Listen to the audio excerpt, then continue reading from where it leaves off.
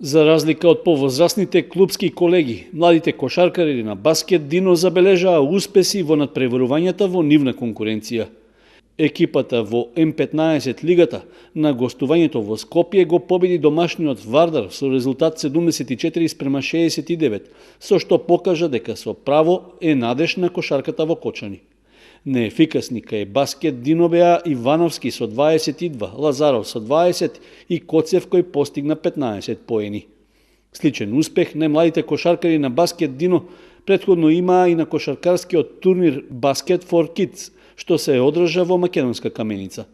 На турнирот учествуваа 6 екипи од Кочани, Штип, Куманово, Скопје и од Македонска Каменица, кои беа поделени во две групи. Во својата група нашите млади кошаркари беа убедливи и извојуваа победи над УГД Студент и Пинк Пантер, со што како победници во финалето за првото место се сретнаа со Вардар од Скопје. При тоа не успеа во обидот да обезбедат уште една победа и на крајот го освоија второто место. Инаку, по одигрувањето на надпреварите во Македонска Каменица и Скопје, турнирот ќе заврши со последните меѓусебни средби, што ќе се одиграат во Кавадарци.